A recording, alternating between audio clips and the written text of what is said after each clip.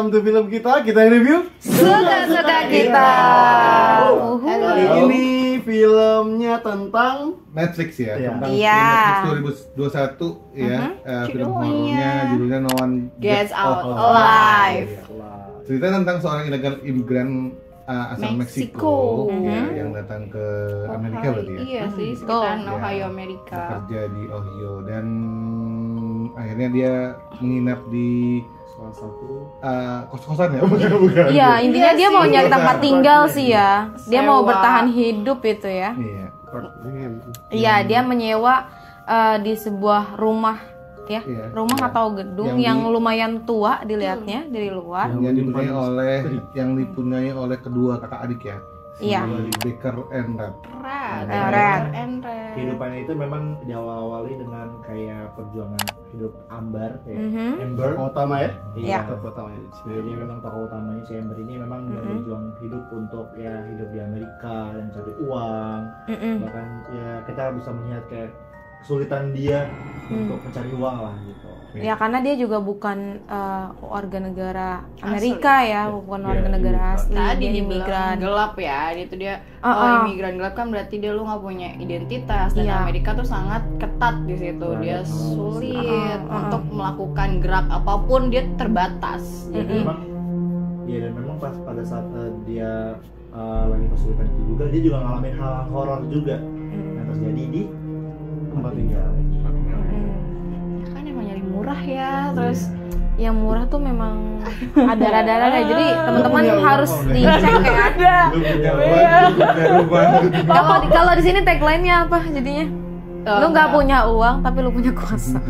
oh itu The end selesai ya, ya, gitu. selesai filmnya. So gimana kesan kakak-kakak semua tentang film ini? Jujur di filmnya kayak udah biasa kan kalau misalnya datang ke rumah, film horor datang ke rumah tiba-tiba ada penghuninya. Iya. Kalau kita ke hotel atau ke mana ada penghuninya gitu. Tapi menariknya ini filmnya itu bukan hanya hantu.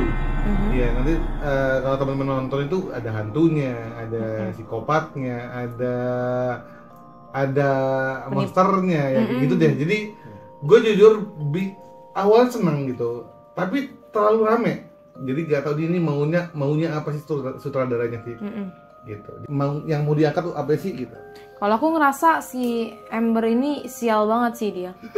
Dia udah jadi imigran, nggak ada satupun background keluarganya ya. Karena di situ juga diceritakan waktu awal-awal dia tuh selalu ngedengerin suara dari atau voices dari ibunya yang sebelum ibunya meninggal gitu karena sakit kan.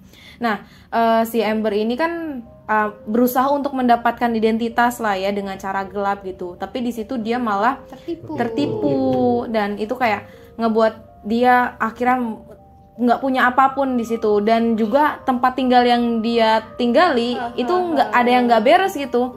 Makanya dia berusaha untuk keluar dari tempat itu kan.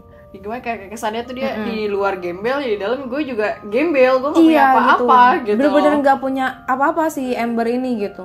Tapi yang buat kita bertanya-tanya tuh ketika dia di tempat tinggalnya dihantui, keluar juga dihantui ya kan? Iya, jadi kayak Kok hantunya melekat ke dia ya? Jadi bukan cuma tempat tinggal ya? Apa jangan-jangan memang dia harus membongkar si masalah ini gitu biar tidak ada biar korban lagi. Atau biar dia nggak dihantui lagi ya nggak sih? Betul. Karena kan di beberapa tempat dia tuh Dia juga masih kejar kan. Iya, kayak di pabriknya MRT, tiba-tiba ada tangan. Iya. Ketika di kereta.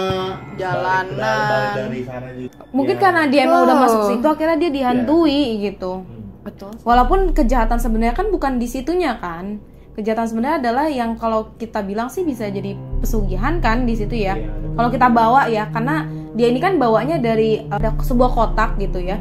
Kalau kita lihat di awal film, dia tuh diambil atau diangkat dari suatu tempat yang dalam sekali gitu loh. Dan dia termasuk sebuah kotak yang kuno atau artefak yang ditemukan lah ya. Suku Aztec ya, karena kan Iya, backgroundnya Mexican Amerika, jadi ya tidak jauh dari sejarah Amerika. Betul. Dan itu artefaknya memang menimbulkan kemistisan kan. Tapi enggak kenapa si Ambernya doang gitu. Kenapa yang lain enggak? Kan pertanyaannya terlalu banyak yang perlu yang tidak dijelaskan di film ini sebenarnya. Banyak banget tuh pertanyaan yang sebenarnya Ya karena mungkin ini karena memang film yang munculnya cuma di Netflix ya kita tahu lah. Ya maksudnya basic Netflix emang ya kayak ini tuh film kayak yang Netflix kayak yang lainnya gitu loh. Memang tidak ada yang begitu mengejutkan gitu ya Kak. Apa yang kita nonton setelah Netflix yang lumayan bagus tuh? Incantation. Ya Incantation. Juga, gitu. Jadi memang ya mungkin karena nggak terlalu biaya produksinya kan pengaruh juga kali ya. Betul setuju. Ini ya dia karena dia lebih ke isunya imigran gelapnya kali ya yang diangkat, terus dengan si siluman kupu-kupu di gue nyebutnya apa dong gitu hubungan ya sebenarnya lagi sih ya sebenarnya kalau iya kita kan dipikir nggak manusia normal tuh ya dia kenapa nggak tinggal sama sepupu ibunya aja gitu, masa kayak mikir gitu kan karena dia udah bohong coy.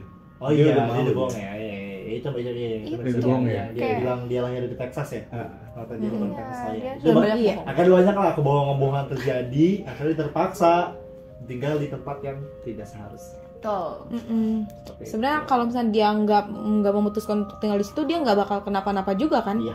Karena dari awal kayaknya memang di situ tuh tempatnya untuk mendapatkan sesuatu kan. Jadi aku sih bingungnya gini ya.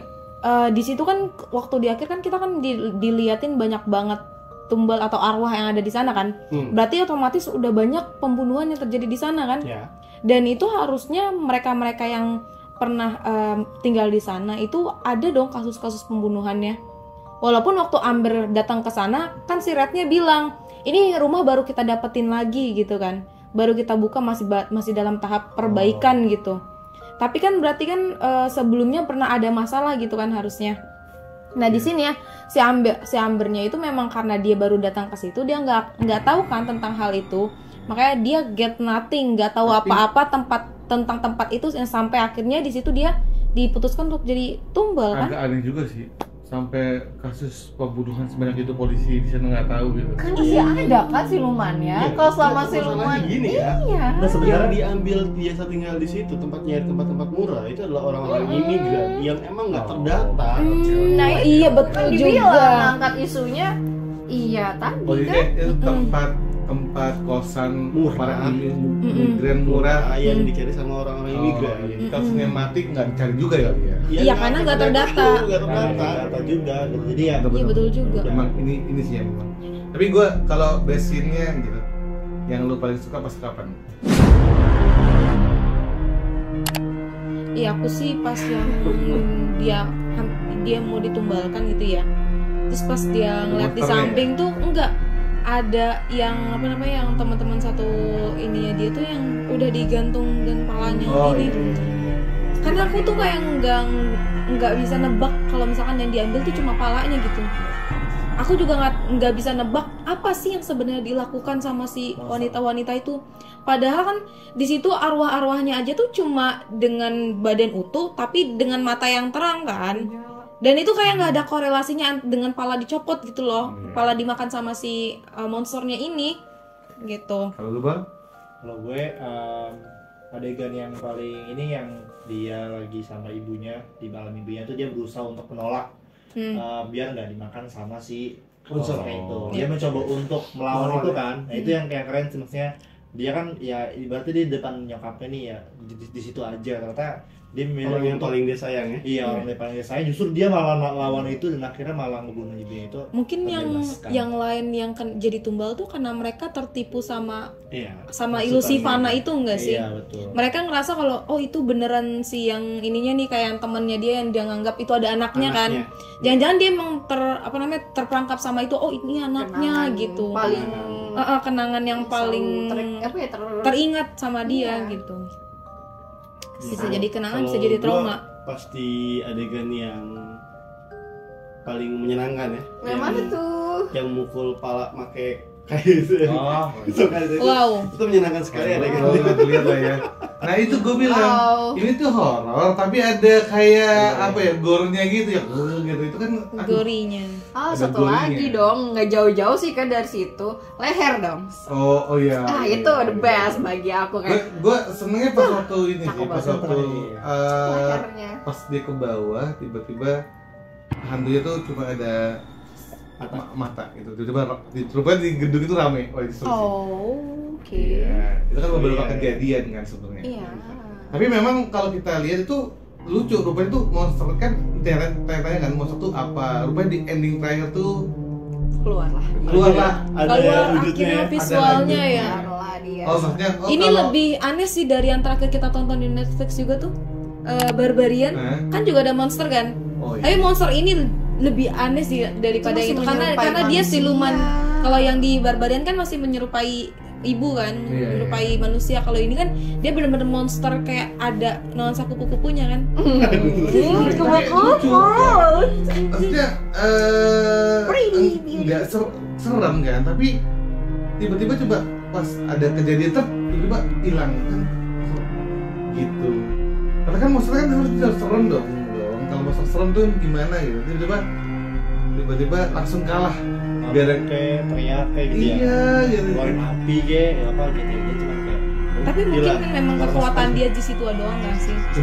Sebenarnya kalau gua mikir adalah ya sebenarnya orang melakukan itu biar badannya langsung jadi maksudnya kebal kan. Iya, kekal dia hidup. Kekal gitu kan hidupnya gitu. Jadi itu sebagai perantara doang gitu.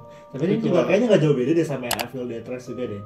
Jadi Evil Dead Rise yang ada bukunya gitu terus jadi berkat ya kalau bahasanya berkat. Iya, ini juga sama. Iya, di kotak kan. Kotak batu zaman dulu. Karena emang sebenarnya sih konsepnya ritual buat hidup abadi kayak gitu. Iya, kayaknya tuh itu ya. Jadi pada bisa intinya dibilang memang ya nggak jauh beda dengan patah-patah lain, normal, gitu. patah-patah normal. Ada thrillernya, ada drama kemiskinannya gitu. Jadi sebenarnya ya masalah sosial karena kebanyakan, jadi kita tuh bingung mengarahkan kemana gitu. Ya, Oke, sip. Berapa skor di film ini menurut kalian? Kalau menurut aku cukup di 6/10 sih dari aku ya. Kalau aku 5,5/10. 5,5 Cukup lah buat film ini yang besok juga lupa. 5/10 karena lumayan ada hantu-hantunya yang agak sedikit menakutkan ya. Iya. Sama monsternya sih. Menurut aku dia sinematografinya juga masih lumayan sih ya, nggak yang membagongkan gitu. Ayo. Apa kayak pesugihan. 6/10. 6/10. Kalau gua 5,5. 5,5. Oke, that's it. Dan kalau teman-teman ngerasa bahwa ada film yang cocok yang pengen kita bahas ya di Netflix atau di streaming yang lain ya, silakan aja di komen ya, dan semoga kita bisa bahas di channel film kita. Atau ada pendapat beberapa teman yang tadi merasa ternyata ada yang kelewat nih sama kita penjelasannya di komen di bawah. Kalian jangan lupa Like, comment, and subscribe. Bye.